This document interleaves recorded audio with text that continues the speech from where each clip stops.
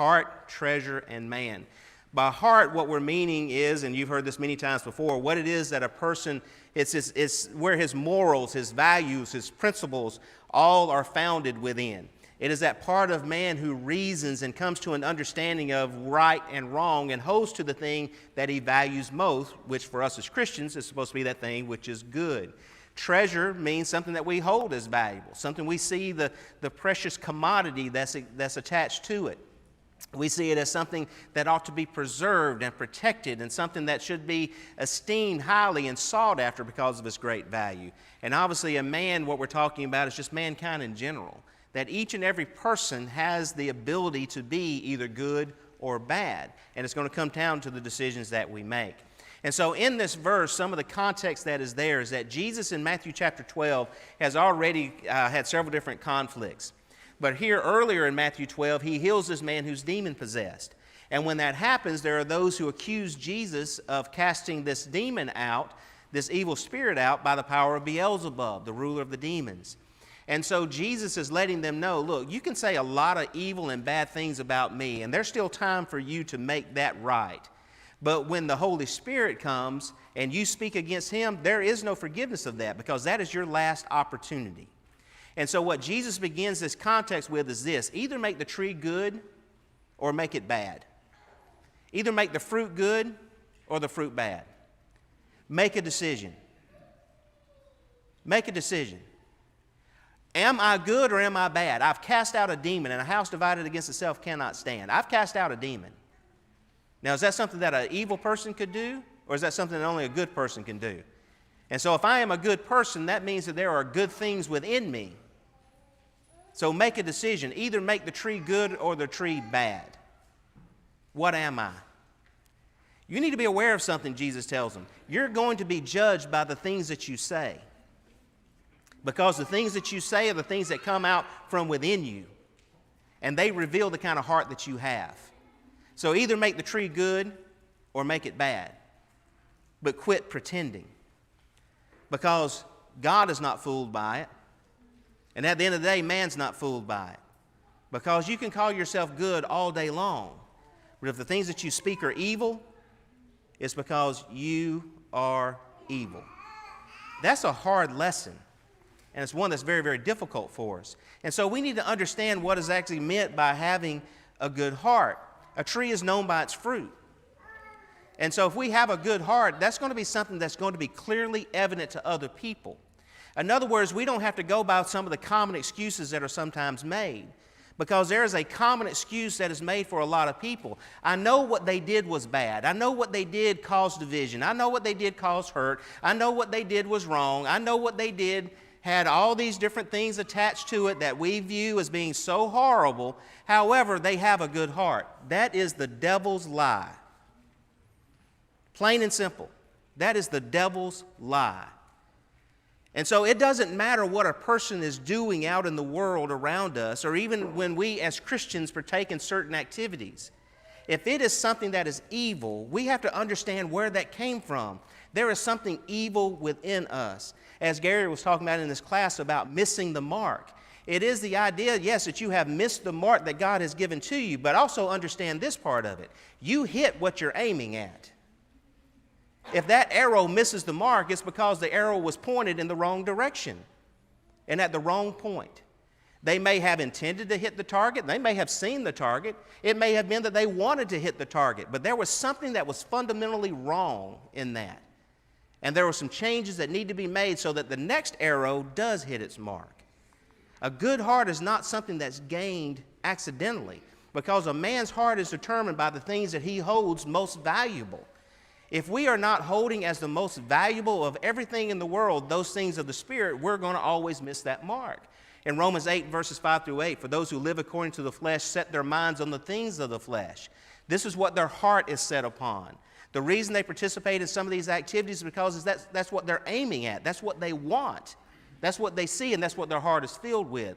But those who live according to the Spirit, the things of the Spirit. For to be carnally minded, Paul says here, is death. But to be spiritually minded is life and peace. So let me ask you this. If your life is not filled with goodness, if you don't have peace in your life, the reason you don't have that is because it's not in your heart to begin with. You are someone who concentrates and is always looking for strife and difficulty. You are someone, as we're going to see in the next point, you are someone who values animosity. You are someone who values strife and division. You are someone who sees the value in being constantly upset and bothered. And let me tell you, that is a bothersome statement to me, because it reveals exactly what's going on when I do get upset, when I do get angry, when something causes me to fly off the handle, or when I am worried, when I am cowardly, no matter what it may be, that I have to understand it's because of what I'm setting my mind on, what I'm setting my heart toward. The carnal mind is enmity against God. It cannot be subject to the law of God because it doesn't value it. It doesn't see the teachings of our God and the ways of our God as being a valuable thing. And so we can't please God with that type of a mindset. So that's why John tells us to not love the world or the things of the world, because the things of the world are passing away, but the love of the Father is not going to pass away. If we love the things of this world, the love of God, the love of the Father is not in us. The reason that we will love the things of the world is because we do not love God as we should. So all that's in the world, the lust of the eye, the lust of the flesh, pride of life, John says it's all of the world. And you're setting your mind on something that is passing away, that's going to vanish. And if you loved the Lord, you would not love those things. Again, it's hard teachings, but really and truly, is it not so elementary and so simple? The reason that I don't love other women is because I love my wife. And we understand that and how exclusive that love is. And it doesn't mean that there's not other good things that are out there. But it does mean this: I'm dedicated to one thing and one thing only, and that's the love of my God. And if the love of my God causes me to say no to the evil things, that should be simple. But if the love of my God causes me to say no even to those things that we may see as being good things, that the love of my God may cause me to say no to a job, or no to living in a certain area, or no to even marrying a person that I think is a good person, because the love of my God comes first in everything. And it's the only thing that's going to truly make my heart the way it should be. And as we've been talking about, the reason for that is because that is the thing that we treasure so much. We have to be certain to only permit good things to be treasured in our hearts. We are the ones, and we've looked at this type of lesson many, many times before, that we are the ones who set a guard over our lips because our lips reveal what's in our hearts. We're the ones who guard our hearts because we are the ones who are the protectors of what enters and exits. God is said to be called the guard of our hearts. And if you remember in some of those lessons we've looked at before, that word that's used there is not someone who stands guard just to keep things out. In other words, to prevent other things from coming in. He is the one who also lets things out, expels or dismisses certain things from the heart, and not just the one who determines what comes in. The gatekeeper, that's what they're supposed to be. We are the ones who are watching out of our hearts, and we are the ones who make a determination. Either make the tree good and its fruit good, or make the tree bad and its fruit bad. Make the decision on what it's going to be. In Colossians chapter 3, if then you were raised with Christ, seek those things which are above, where Christ is, sitting at the right hand of God. Not the things of the earth. Don't set your mind on that. It's what we value and hold most dear. It's what we say that this is the thing that gives life. This is the thing that gives peace. This is the thing that is so wonderful and so valuable that nothing can take it away and nothing can cause it to be erased. We know in Matthew chapter 6, Jesus talked about this when he said that we should not lay up for ourselves treasures on the earth. Because what happens to them? It's so easy for someone to take it away from you. With time, it just molds and decays and disintegrates and vanishes away. If I am the kind of person that I think that everything is well in my life and I've got this tremendous treasure in my heart, and then something comes across the news, or someone gives me some information, and immediately that peace, that joy, that comfort, immediately those things are gone. Then I have to understand what it is that I have been treasuring. I have been treasuring fear. I've been treasuring hate. I've been treasuring things that are so easily taken away from me that my faith in God is not as strong as I thought it was. Now, my love for God is not as strong as I thought it was because it was so easily taken away from me. That is a real moment. Most of us have been through probably several moments in our lives that are that way. But especially when it came to that time where we decided, I'm going to stop living for this world and I am going to live for my God. That I'm going to put off the old man and put on the new man. Since I was raised with Christ, I'm going to seek those things which are above and not the things on this earth. I am not going to have the things that I hold most dear taken away from me so easily. And that means it's not found in a person. It's not found in a place. It's not found in a thing. It's found only in my God and what He provides for us. And so in Philippians 4 and verse 8, what are those things that we treasure? What are the things that we look to? What are the things that we hold on to? And what are those things that give us truly life and peace that I should hold as a treasure? If something is indeed, and we spent all of a year pretty much, a couple years ago, talking about this verse. If something is true, that's the thing that I'm going to value above everything else. If it is true, not if it's a narrative. If it is true. Not an opinion. If it is true, I'm going to treasure that. Not if it's the way that I think about it. If it is true, that's what I'm going to treasure. Something that is indeed noble. If it is something that is indeed just and pure and lovely and of good report.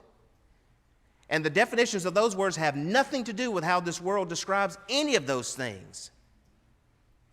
It is not just to punish innocent people for things that they are not guilty of.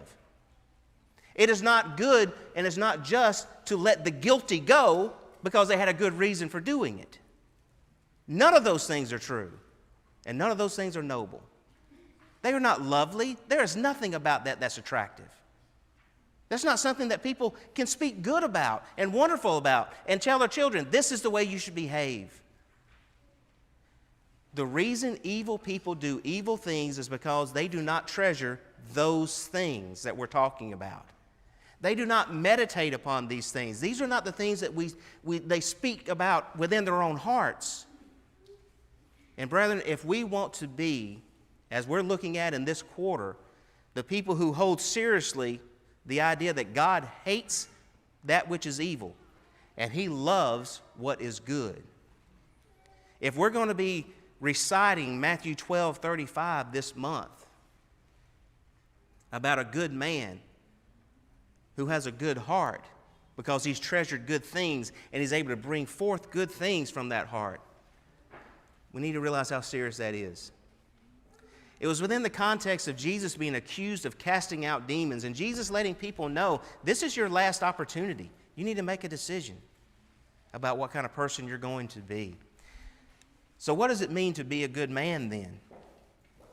If you go with me to Matthew chapter 15, just go over a couple of chapters.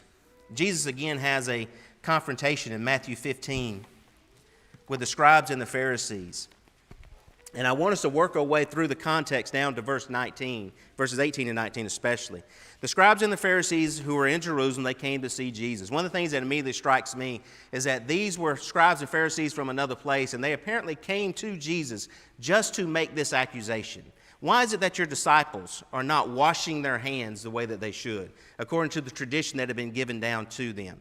They transgressed the commandment of God by doing this. But Jesus said, you transgress the commandment of God because of your traditions. And he goes through this, that the Word of God says that you're supposed to honor your father and your mother. But you've perverted this by saying that there's this thing called Corban that you've come up with. That sounds really good. I'm going to take this money and I'm going to set it aside and I'm going to dedicate it to God. Sounds like a good thing. The problem with it was it wasn't true. It wasn't noble. It wasn't lovely. It wasn't of good report. It was not meditating upon the things of God. It was meditating about themselves. And so what Jesus says is that these people are no different than people that have been in long time before that Isaiah even spoke of. That you honor me with your lips, but your heart is far from me. And so from this crowd who had all these traditions that made them think that they were holding true to the standards of God and even going beyond the standards of God to do even more than what God would want, to make sure they didn't violate the things of God. Jesus says these are the kinds of things that lead you to murder. These are the kinds of things that lead you to lying and stealing and blasphemy because it's evil thoughts. And so Jesus, as he tells them these things, you have set aside the commandment of God that you might keep your own traditions. In verse 13, he says, every plant which my heavenly Father has not planted will be uprooted. Let them alone. This is because the disciples said, well, what you said is something that offended them in verse 12. Well, leave them alone. They're blind leaders of the blind. And if the blind lead the blind, both are going to fall into the ditch. There are times, brethren, when we speak to one another, when we speak to those who are religious-minded, we say things that are offensive to one another.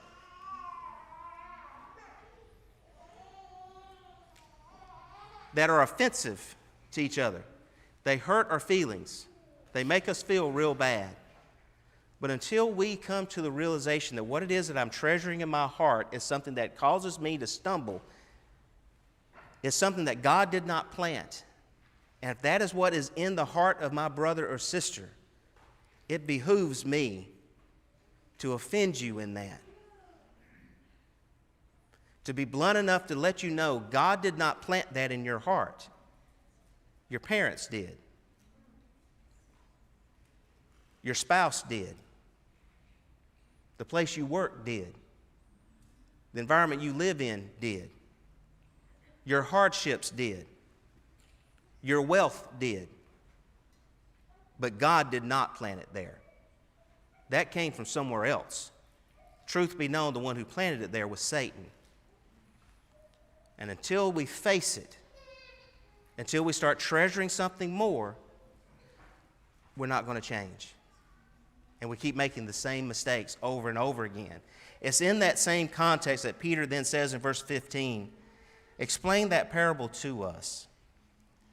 Jesus said, are you still without understanding? Do you not understand that whatever enters the mouth goes into the stomach and is eliminated? But he says in verse 18, but those things which proceed out of the mouth, they come from the heart, because those are the things that defile a man. And then he lists these things. He lists things like evil thoughts.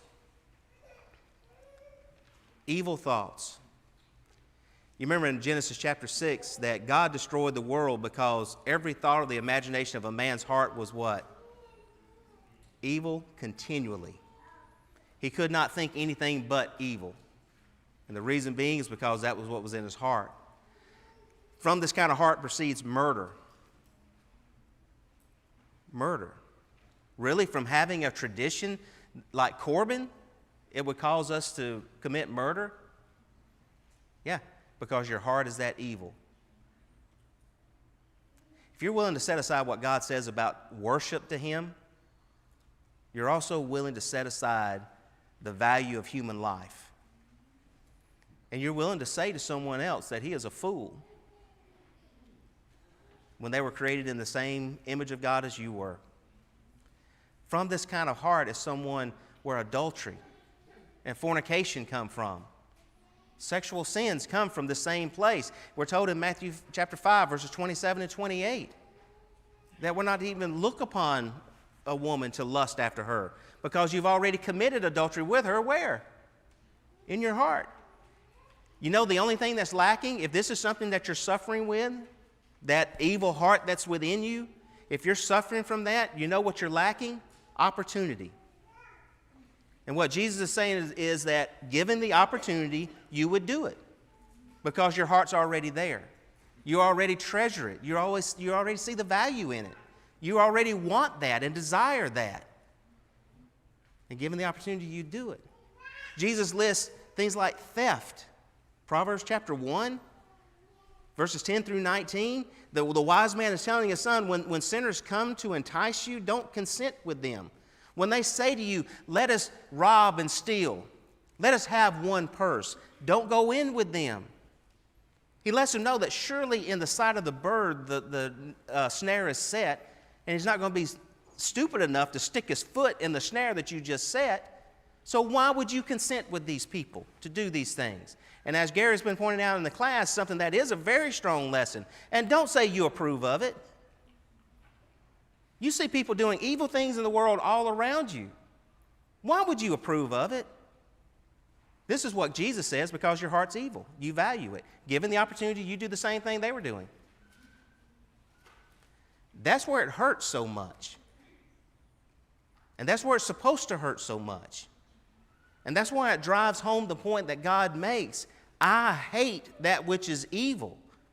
So don't live vicariously through them. Don't wish you could join in. Don't take part in it, either by actually doing it or saying that you approve of it, because you're just as evil. You're just as evil as the murderer, just as evil as the adulterer. These are the kinds of people that Jesus talks about who bear false witness and blasphemy, even against Jesus himself. You remember in Matthew, or Luke rather, chapter 23, in verse 2. I've pointed this out a few times, and I think it's worth looking at again. There's a lot of different ways in which we can lie and bear false witness against someone. Here's 3 that are in just one verse. Luke chapter 23 and verse 2, this is when Jesus is being accused of all sorts of things, and they're trying to bring charges against him that would justify him being put to death. They said to him, "We found this fellow perverting the nation." What does that mean? It's really vague. That's one way we can lie about people. Just say something that's kind of vague to make people say, "Oh, I wonder what they mean by that." Forbidding to pay taxes to Caesar. That was just an outright lie. Jesus actually said the opposite. Give to Caesar what belongs to Caesar, and to God what belongs to God. And saying that he himself is Christ, a king. Jesus absolutely said that, but they really took it out of context, didn't they? And so there's a lot of different ways in which we can lie. And so when I look at that list, and I ask myself the question, do I have evil thoughts? Am I a murderer, an adulterer, a fornicator, a thief? Would I be willing to say these kinds of things against Jesus? The first answer that always pops into my head is no. But when I realize that, yes, but am I that kind of person? I don't act on them, but yeah, I do have some pretty wicked things that go through my mind. There are times where I look upon a woman to lust after her. That there are things that I covet and want that other people have. And I do look at other people as not being worthy or less valuable. Then yes, I would be one of the ones who'd say the same kinds of things about even Jesus. And the way that I know that is this, because we know that we've said them about our brethren. That's why, brethren, when we think about what Jesus is saying, either make the tree good or make it bad. I have to make a decision. But making a decision that's based simply upon actions is not going to make the real changes. I have to really start valuing other things. That's speaking the truth, by averting my eyes, by holding other people in high esteem and more honorable than myself, by refusing, absolutely refusing to speak something that's not true. Because what Jesus said is that you're going to be known by the things that you say. And most of these things that we see here are things that can be revealed through our speech and the things that we say. Notice, if you will, in Ephesians chapter 4, and starting at verse 25, how many of the things that are actually on that list that we just looked at are mentioned within this context? Ephesians chapter 4, and starting at verse 25. Therefore, put away lying. That's pretty easy. That was up there. Let each of you speak truth with his neighbor, for we are members of one another. Be angry and do not sin. Murder, outrageous, violent thoughts. Don't let the sun go down on your wrath, nor give place. Don't give the devil an opportunity. Let him bestow still no longer, but rather labor, working with his hands what is good, that he may have something to give him who has need. Let no corrupt word, blasphemy, false witness, let no corrupt word proceed out of your mouth, but what is good for necessary edification, that it might impart grace to the hearers. And don't grieve the Holy Spirit. Make the tree good or make it bad. Don't grieve the Holy Spirit of God, by whom you were sealed for the day of redemption. Let all bitterness, wrath, anger, clamor, evil speaking be put away from you with all malice, and be kind to one another, tender-hearted, forgiving one another, as Christ also forgave you. Therefore be imitators of God as dear children, and walk in love as Christ has also loved us and given himself for us, an offering and sacrifice to God for a sweet-smelling aroma. But fornication and all uncleanness, again, that was on that list, let it not even be named among you, as is fitting for saints. It's interesting, that term, let it not even be named among you. I have in my Bible a cross-reference to Joshua chapter 23, verses 4 through 8. And in Joshua 23, 4 through 8, God is telling them that when they go into these other nations to possess the land that they are going into, that there's going to be these people who are serving these foreign gods. And in addition to God letting them know, don't be curious about how they serve these other gods. God says don't even say the name of these foreign gods. Because by doing so, it starts to give you just a little bit of compassion and a little bit of curiosity and a little bit of saying, well, can it really be that bad? Let it not even be named among you. Do not let it pass through your lips. Because when you do, you start to accept. That is, to me, an outstanding standard. Don't even talk about it. Don't even speak it. And so he continues here in Ephesians 5. Here's some of the things we shouldn't speak.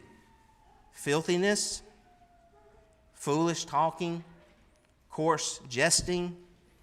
These are not fitting. But instead, what we should treasure is this, giving of thanks. Because we know no fornicator, unclean person, nor covetous man who is an idolater has any inheritance in the kingdom of Christ and God. Let no one deceive you with empty words, for because of these things the wrath of God comes upon the sons of disobedience. Therefore, do not be partakers with them. So I want you to think about that list that Jesus used. And there's several. You can find another one in Galatians chapter 5, just previous to what we're going to look at now. But in Galatians 5, 22 through 23, if we are treasuring, if we are holding most dear, those things that are true and noble and lovely and good report and virtuous, all those types of things that we've looked at, what does it produce? That list in Galatians 5, 22 and 23 have things like love, joy, peace, long-suffering, kindness, goodness, faithfulness, gentleness, self-control. If I look at that list of Galatians 5, 22 and 23, and that is not what's coming out in my life right now, if I don't have that, the reason I don't is because I don't have a good heart.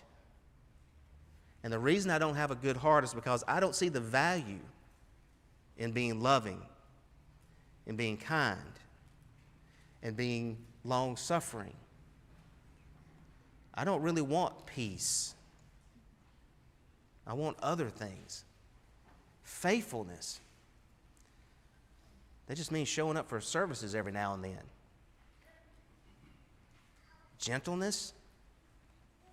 As gentle as Jesus was with the Samaritan woman, as Jesus was with the woman who came in to wash his feet with her tears, as gentle as Jesus was with Nicodemus, when he come to him at night with that pressing question about who he was, as gentle as Jesus was with his own disciples. Self-control. Do I really see the value in controlling myself? Or do I hold it as being a valuable thing? Something that I really desire is to be able to lash out at others. Which one of those lists is more like me? A good man is like that list that's on the right. That's a good man. That is a good person. And that person is that way because they have a good heart.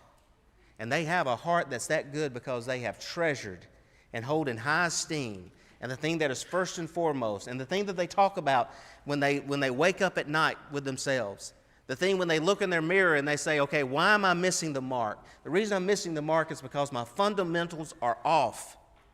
If you've ever shot a pistol, you know you have to have trigger control. You have to control your breathing. You have to have good sight alignment. You have to have a clear field of vision to your target. There's a lot of fundamentals that are involved in that process. These are our fundamentals. These are the things that help us to get on target once again and to hit the mark that we're aiming for. So a good man, out of the good treasure of his heart, brings forth good things. An evil man, out of the evil treasure of his heart, evil things. Jesus doesn't give a lot of wiggle room there, does he? It's either one or the other. So make the tree good or make it bad. That's what Jesus would have us to do. So as we go through this memory verse this month, let it be something that encourages us to know we can be good. Jesus wants us to be good. He has shown us what is good. And he has attached so much value to those things that make our hearts the way that they should be. And so the question I'm going to leave you this morning is this one. What are you treasuring in your heart? If you've been constantly bringing forth those things that are not good treasure, really do some soul searching this morning.